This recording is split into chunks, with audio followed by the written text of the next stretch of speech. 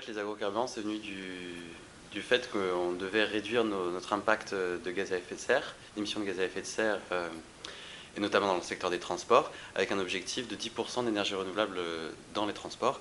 Et donc la solution technique qui était la plus adaptée à l'époque, c'était les agrocarburants. Donc on est sur une logique climatique. Ça, c'était un peu l'affiche officielle, mais derrière, il y a aussi une volonté de soutenir des filières agricoles et de relancer l'économie agricole et l'indépendance énergétique de la France vis-à-vis du pétrole. Et aujourd'hui, on voit que le bénéfice climatique attendu n'est pas du tout là.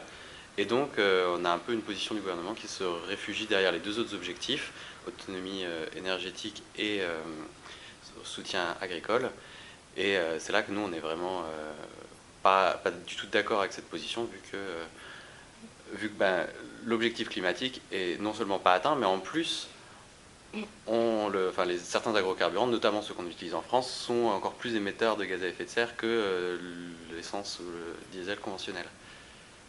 Oui, pour refaire un petit peu l'historique, c'est en 2009 que tout ça a été négocié au niveau européen dans le cadre du paquet énergie-climat, ce gros ensemble de normes, de politiques qu'on a appelé paquet énergie-climat. Et donc dans ce cadre-là, il y a deux directives qui ont été adoptées en 2009 au niveau de l'Union européenne. Il y a la directive énergie renouvelable et la directive qualité des carburants.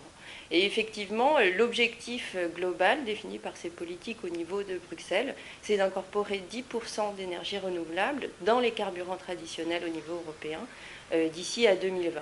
Et effectivement, en termes d'énergie renouvelable dans le secteur des transports, pour l'instant, on ne sait pas faire grand-chose d'autre que des agrocarburants de première génération, c'est-à-dire des agrocarburants qui sont produits à base de matières premières agricoles.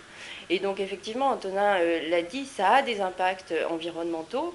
Les résultats ne sont pas là. On n'arrive pas à atteindre les objectifs de réduction des émissions de gaz à effet de serre grâce à cet accroissement des agrocarburants.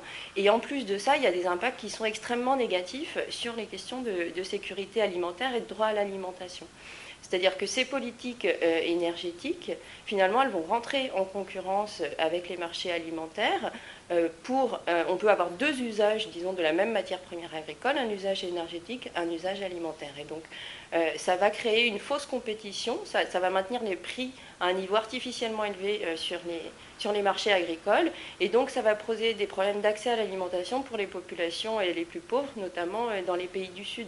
Ce sont des ménages qui peuvent dépenser jusqu'à 75% de leur budget pour l'alimentation, donc n'importe quel choc de prix, n'importe quelle hausse de prix va avoir des effets catastrophiques sur leur droit à l'alimentation.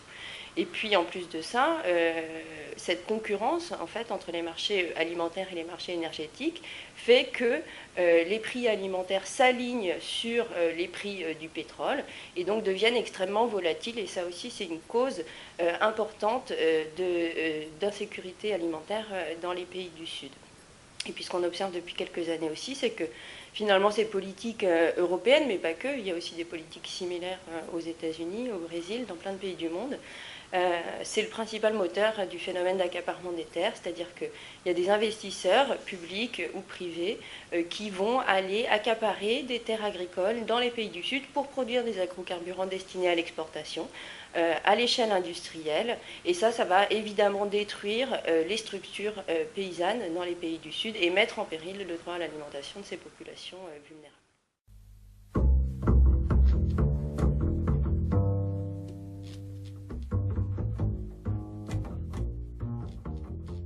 Alors on a cru que c'était une bonne idée parce que quand on brûle de l'agrocarburant, effectivement, ça n'émet pas de gaz à effet de serre. Par contre, le problème, il est lié à la production. Et il faut comprendre quelque chose de très important, un concept important qui s'appelle le changement d'affectation des sols. Donc le changement d'affectation des sols, c'est la transformation d'une terre qui n'était pas agricole en terre agricole. Donc par exemple, la transformation d'une forêt, d'une prairie, d'une tourbière en terre destinée à l'agriculture. Et donc quand on transforme ces terres qui n'étaient pas des terres agricoles, qui étaient des puits de carbone en terres agricoles, on relâche dans l'atmosphère de très fortes quantités d'émissions de gaz à effet de serre.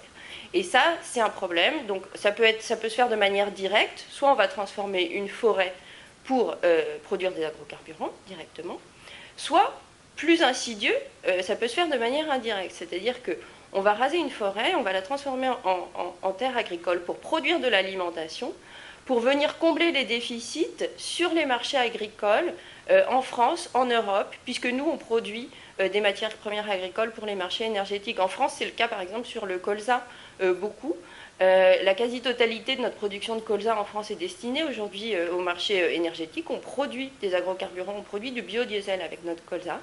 Et donc, il va falloir importer massivement, par exemple, de l'huile de palme pour les marchés agroalimentaires en France. Et cette huile de palme, bien souvent, elle est produite sur des terres qui ont été déforestées.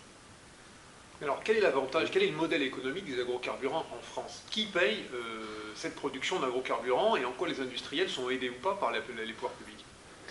Les industriels bénéficient d'exemptions de fiscalisation.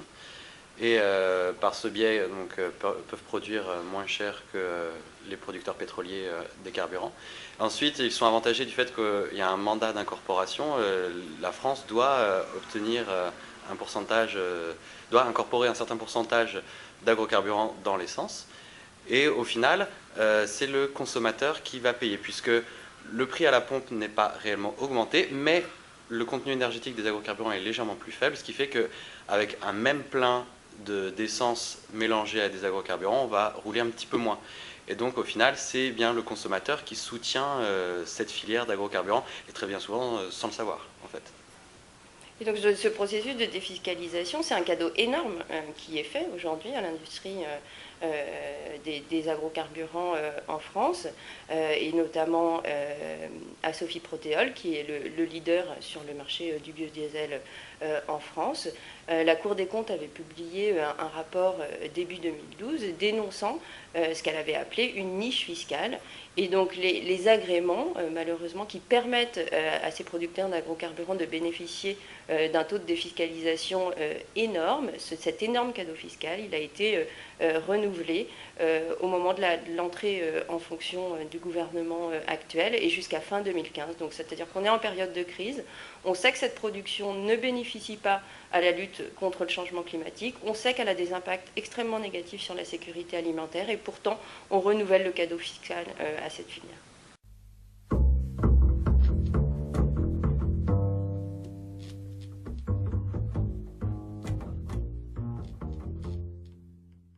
Bien sûr, l'État s'y retrouve via l'augmentation des taxes payées par les consommateurs. Et donc c'est réellement les consommateurs qui payent pour un cadeau fiscal à l'industrie des agrocarburants. Et sans le savoir, et pour une raison à l'origine climatique qui se révèle complètement fausse. Puis il faut comprendre aussi qu'il y a des conflits d'intérêts sur ce dossier, et notamment en France, des conflits d'intérêts majeurs, puisque le président de Sophie Protéol aujourd'hui, qui a le quasi-monopole en France sur le biodiesel, c'est aussi le président de la FNSEA, et donc qu'il a ses entrées au ministère de l'Agriculture, qu'il a ses entrées au gouvernement, et que c'est extrêmement difficile aujourd'hui de négocier une position raisonnable avec le gouvernement, parce que ce conflit d'intérêts prend toute la place dans les négociations politiques.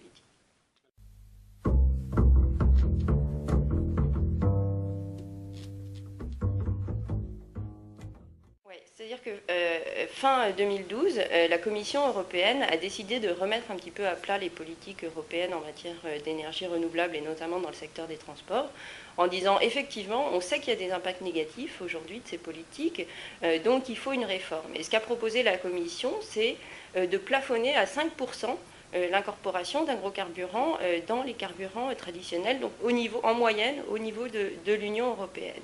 Et puis, elle a également proposé de prendre enfin en compte ces fameux facteurs du changement d'affectation des sols indirects dont on parlait tout à l'heure, pour pouvoir comptabiliser véritablement l'ensemble des émissions de gaz à effet de serre qui sont liées à la production et à la consommation d'agrocarburants en Europe.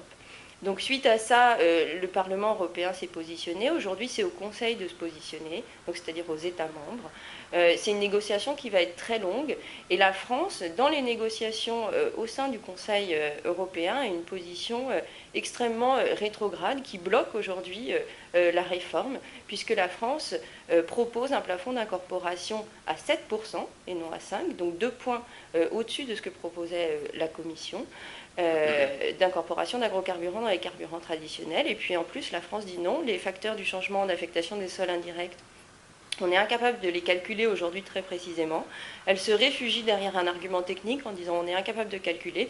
Donc ce qu'on va faire, c'est plutôt donner une fourchette de valeurs, histoire d'être vraiment sûr que personne ne s'y retrouve et qu'on ne sache pas du tout à quoi s'en tenir en termes d'émissions de gaz à effet de serre. Et cette fourchette de valeurs qu'on utiliserait, elle serait utilisée uniquement à des buts de reporting.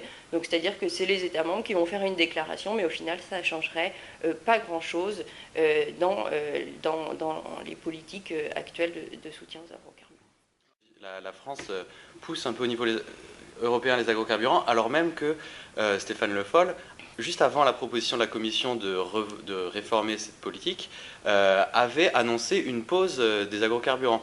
Il avait dit en France on est à 7%, on ne va pas aller au-delà de 7% et je vais inciter mes partenaires européens à s'engager dans cette pause. Sauf qu'au niveau européen, actuellement, on est à 4,8%. Donc une pause au niveau européen, ça correspond bien à 5% à peu près. C'est ce qu'avait proposé la Commission. Or, Stéphane Le Foll et le gouvernement français continuent de pousser pour 7%, c'est-à-dire encore une progression de près de la moitié en plus de ce qui se fait actuellement en Europe. Donc on n'est pas du tout dans la pause dont il parle au niveau français, dans ce qu'il dit au niveau européen. Il y a effectivement d'autres positions en Europe. Alors il y a des gouvernements qui ont une position encore plus mauvaise que celle de la France. Par exemple la Pologne ou la Lituanie qui a en ce moment la présidence européenne et qui pousse pour 7%, qui nie complètement le changement d'affectation des sols indirects. Mais il y a aussi des gouvernements qui sont bien plus progressistes, qui ont compris beaucoup mieux les enjeux, comme par exemple le Royaume-Uni, qui lui souhaite revoir à la baisse largement cet objectif d'incorporation d'agrocarburants.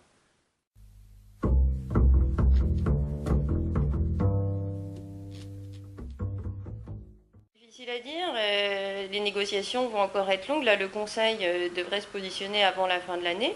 Et puis après ça, va s'ouvrir une phase qu'on appelle de trialogue, c'est-à-dire de négociation entre les trois grandes institutions européennes, la Commission, le Conseil et puis le Parlement. Et on espère arriver à un accord, disons, au printemps de l'année 2014, mais on sait aussi que c'est une année d'élection au niveau européen et que donc ce dossier va probablement, c'est un dossier très controversé, ça va probablement prendre du retard et donc on se dit qu'on arrivera peut-être à un accord au printemps 2015. Et aujourd'hui, c'est très difficile de savoir qui va l'emporter, mais ce qu'on sait, c'est que la France et l'Allemagne jouent un rôle majeur dans ces négociations et que pour l'instant, ce sont deux pays qui militent pour un taux d'incorporation à 7%. Et que si ces deux pays continuent à militer pour un taux d'incorporation à 7%, ça va être très difficile d'avoir une position progressiste au niveau européen.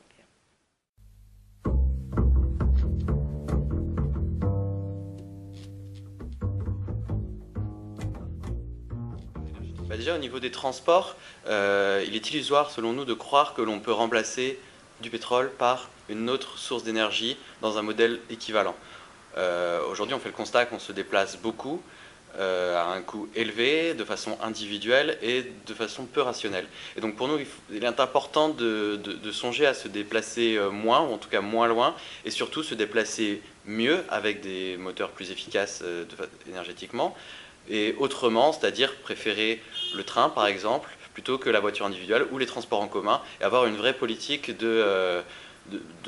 pour repenser le système de transport. Et on l'a vu notamment avec l'écotaxe ou la taxe kilométrique poids lourd actuelle, qui vise à justement taxer le nombre de kilomètres parcourus par des poids lourds sur les routes pour réaffecter cette ressource au développement de transports alternatifs, comme le train, qui ont un impact bien inférieur sur le climat, notamment. Donc voilà, c'est vraiment là qu'il faut jouer, d'abord sur changer le modèle de transport. Et ensuite, éventuellement, on pourra penser à avoir d'autres énergies, notamment éventuellement des agrocarburants de deuxième ou troisième génération, bien qu'on ait encore de grosses réserves sur leur efficacité à atténuer les émissions de gaz à effet de serre. Il faudra vraiment se pencher là-dessus, voire l'utilisation d'électricité renouvelable pour des véhicules électriques. L'agriculture, les terres agricoles doivent d'abord servir à l'alimentation. On est dans un contexte où le foncier agricole est vraiment menacé par l'urbanisation et vraiment pour nous il est très important de maintenir ce foncier agricole à vocation alimentaire. Et cette agriculture doit s'engager vers une agriculture plus respectueuse de l'environnement, puisqu'on a actuellement une agriculture intensive qui détruit la qualité de l'eau, la qualité de l'air, celle des sols, et on connaît un certain nombre de problèmes.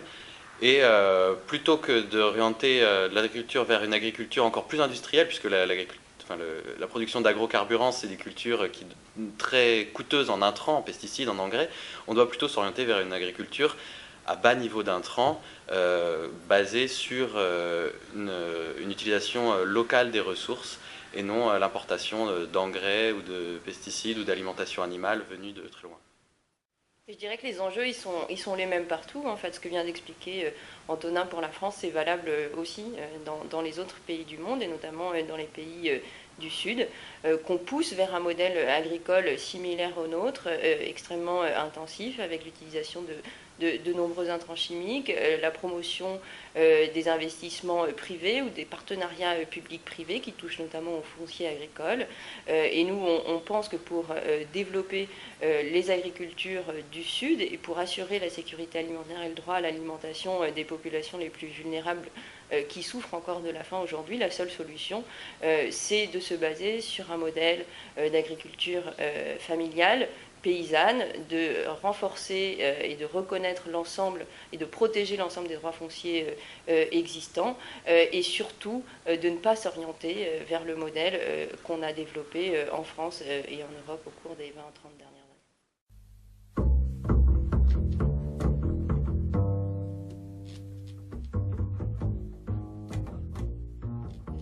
Qui comprennent, on a des militants dans l'ensemble de nos réseaux qui comprennent très bien ces enjeux-là et qui vont sensibiliser le grand public. Maintenant, c'est très compliqué parce que quand on va faire des actions, les militants d'Oxfam France l'année dernière avaient fait des actions par exemple dans les stations-service en arrêtant les gens et en leur demandant monsieur, madame, est-ce que vous savez vraiment ce que vous venez de mettre dans votre voiture? Est-ce que vous savez que là-dedans il y a du colza? Est-ce que vous savez que là-dedans il y a du maïs? Est-ce que vous savez que du coup ça crée une compétition avec l'alimentation? Les gens pour la plupart vraiment tombés des nues, ils ne savent pas, on cache cette vérité aux gens. Quand on regarde sur les pompes, c'est pas écrit du tout, ou alors c'est écrit en très très petit, les gens ne lisent pas. Et puis on a rabâché sans arrêt depuis des années que les agrocarburants c'était une énergie verte, et donc dans l'imagination populaire en général, c'est toujours considéré comme tel. Et c'est bien pour ça que le terme biocarburant, nous on l'a refusé, puisque biocarburant ça veut dire un carburant issu du vivant, donc étymologiquement c'est juste, sauf qu'en France, bio ça réfère à l'agriculture biologique, un côté vert, environnemental, ce qui est complètement faux avec les biocarburants. D'accord, et ça vous l'avez obtenu, on a obtenu la fin du terme biocarburant? Non. Ça a été obtenu au Sénat, mais l'Assemblée nationale a refusé cette nouveauté. Donc le terme reste biocarburant? Le terme officiel reste biocarburant et nous on continue à dire agrocarburant et on continuera à dire agrocarburant parce qu'on pense que c'est vraiment mentir aux gens que d'utiliser ce préfixe bio.